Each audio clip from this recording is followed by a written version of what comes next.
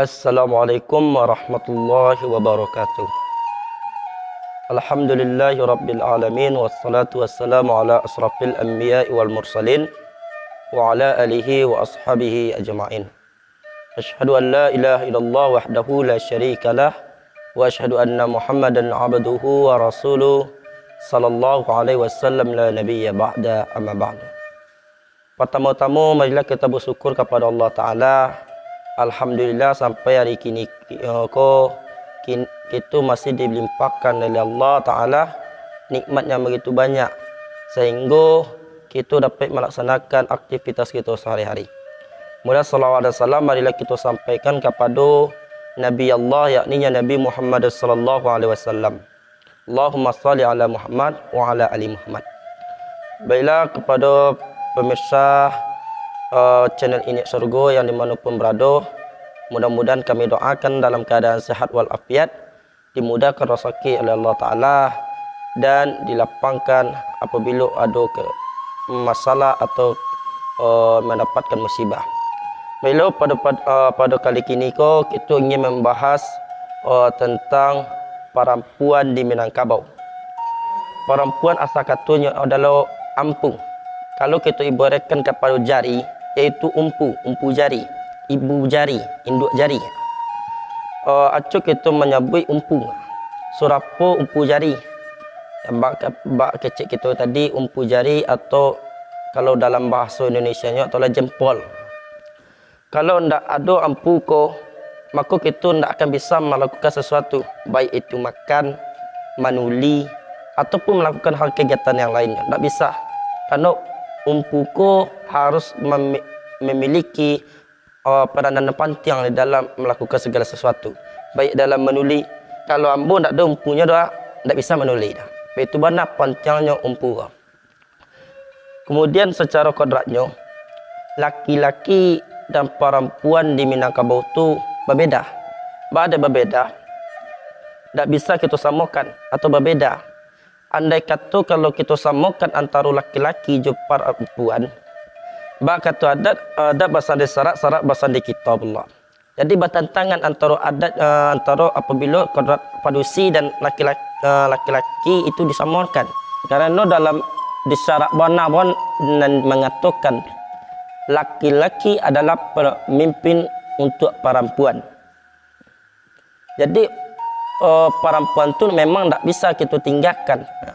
Serupa apabila mamak kan naik ke atas balai, maka sabalun tu harus pergi ke rumah mandesako.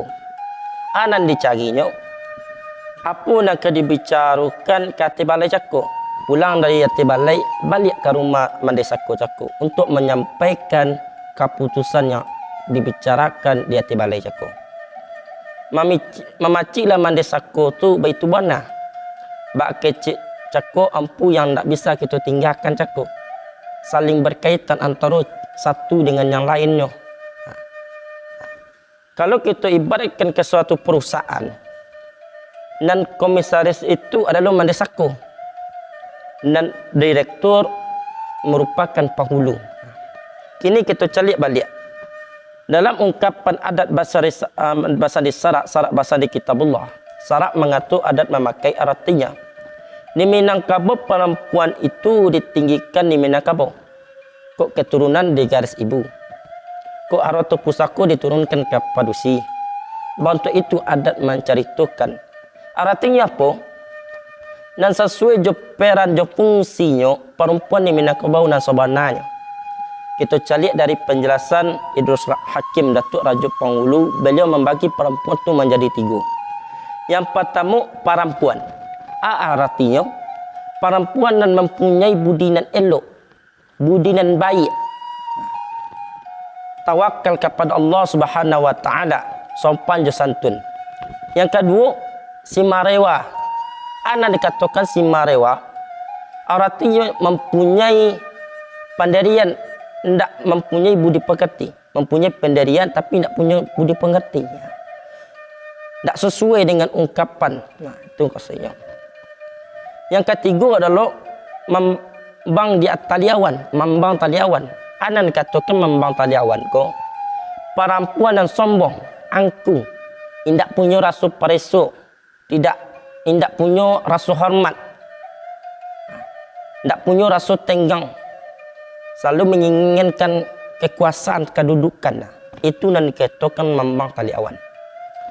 Kalau kita lihat dari kategori cakuk, mana hendaknya kita ranca, yaitu adalah perempuan dan mempunyai budi pengerti dan elok, tawakal kepada Allah Subhanahu wa taala dan mempunyai sopan santun.